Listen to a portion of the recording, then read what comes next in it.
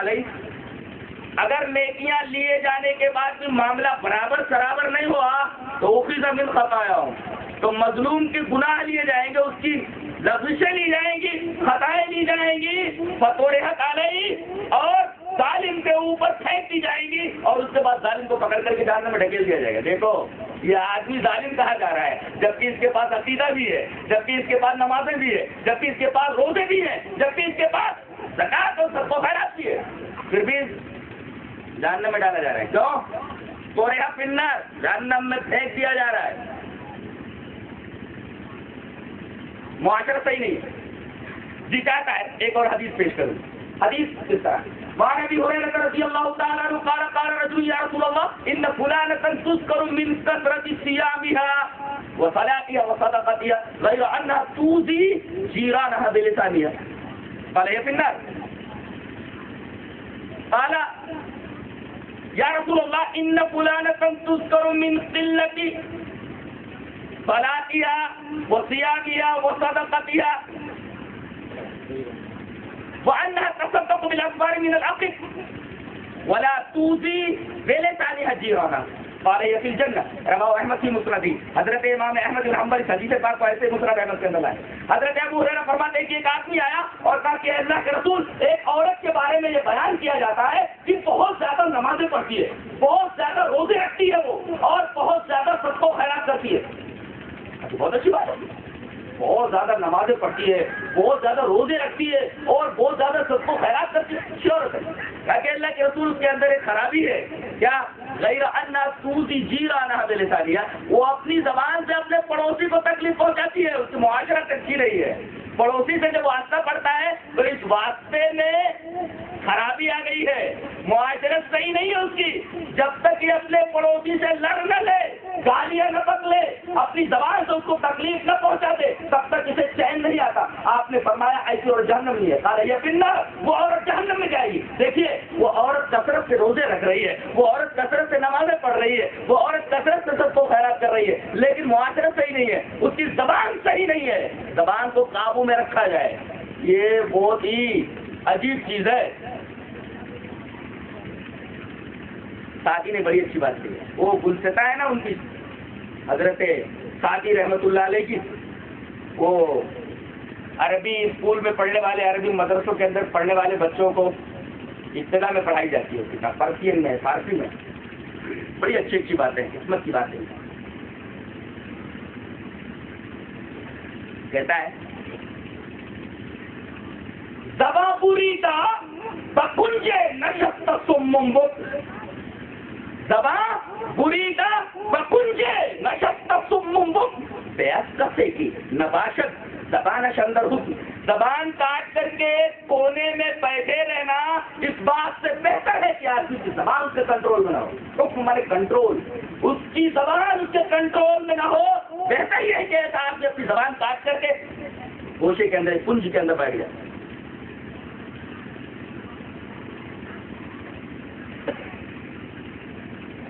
ایک حدیث جس کی وضاحت میں پڑھ دوں، حدیث اس طرح وعن ابي هريره رضي الله تعالى عنه قال سئل النبي صلى الله عليه وسلم ما اكثر ما يدخل الجنه قال التقوى وحسن الخلق، وسئل ما اكثر ما يدخل النار قال الاجوفان الفم والفرج، رواہ ابن ماجہ کی کتاب الزہد۔ حضرت امام ابن ماجہ اس حدیث پاک کو کتاب الزہد کے اندر لائے۔ حضرت ابو ہریرہ فرماتے ہیں کہ رسول اللہ صلی اللہ علیہ وسلم سے ایک سوال کیا گیا کہ اللہ کے رسول بتائیے کہ سب سے زیادہ جنت میں لے جانے والی چیز کون سی ہے؟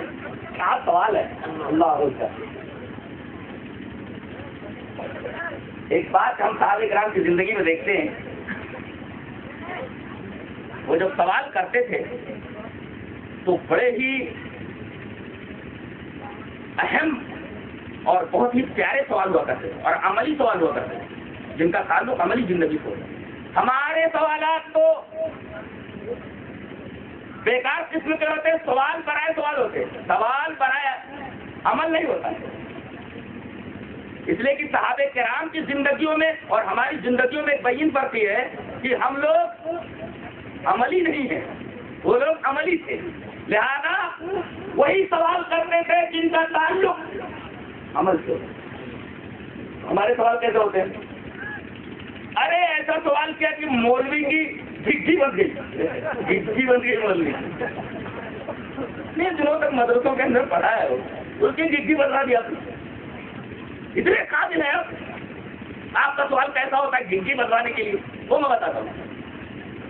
مجھے آپ تقریر کر رہے تھے، وہ جنت کا بیان چھیڑ رکھا تھا، انہوں نے آیت پڑھی وَلَكُمْ فِيهَا مَا تَشْتَهِي الْأَنفُسُ، جنت کے اندر وہ تمام چیزیں تمہیں ملیں گی جن کا دل چاہے گا۔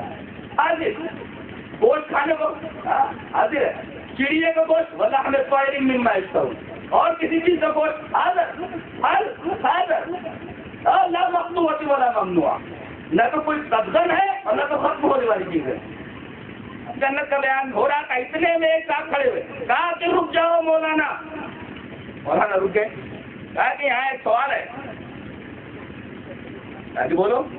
کہا کہ ابھی آپ نے فرمایا کہ جنت میں ہر چیز ملے گی، میں پوچھتا ہوں کہ جنت میں حقہ ملے گا کہ نہیں؟ حقہ پیتا تھا، حقہ پیتا تھا، وہ حقہ پینے والا تھا، جنت میں حقہ ملے گی نہیں؟ ارے بتا دیا کہ ہر چیز ملے گی جو پاک ہے اور جس کی طبیعت چاہیے گی، وہاں حقے کی طبیعت ہی نہیں چاہیے، تو سوچ لینا چاہیے۔ اب میرا حقہ ملے گا کہ نہیں؟ بولی لات بڑے ضعیف قسم کے تھے، کہہ رہے تھے کہ ہاں حقہ تو ملے گا، لیکن حقے کو جلانے کے لیے آگ کی ضرورت پڑتی ہے، آگ تو جنت کے اندر رہنے اسے جہنم جلانا پڑے گا۔ ہمارا سوال بڑا ہے، سوال صحابہ کرام کے سوالات جو ہوتے تھے وہ سوال بڑھائے عمل ہوا کرے۔ سوال دیکھیے کتنا پیارا ہے، اے اللہ کے رسول یہ بتائیے کہ سب سے زیادہ جنت میں لے جانے والی چیز کون سی ہے؟ اللہ اکبر۔ ہمیشہ ان کی نگاہوں کے اندر جنت اور جہنم کا تصور کھلتا رہتا تھا، اور وہ اس تلاش میں رہتے تھے کہ کون سا کام ایسا کرے کہ جنت میں ہمارا داخلہ ہو جائے اور جہنم سے ہمیں نجات مل جائے۔ یہ سوال دیکھیے، جنت میں لے جانے والی چیز سب سے زیادہ کون سی ہے؟ آپ نے ارشاد فرمایا تقویٰ، اللہ تبارک و تعالیٰ کا ڈر، اور حسن الخلق، حسن اخلاق۔ تمہارے اخلاق بہت اچھے ہوں اور ضرورت اور خلوت میں اللہ سے ڈرتے رہو تو تقویٰ اور حسن خلق۔ سوال کتنا مختصر ہے اور جہاد کتنا مختصر ہے۔ جنت میں سب سے زیادہ لے جانے والی چیز کون سی؟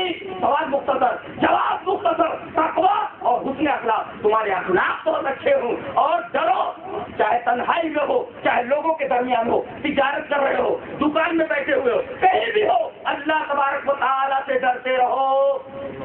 اگر تمہارے پاس اللہ کا ڈر موجود ہے اور تمہارے اخلاق بہت اچھے ہیں تو سمجھو کہ تمہیں جنت میں جانا ہے، یہ چیز جنت میں ہے۔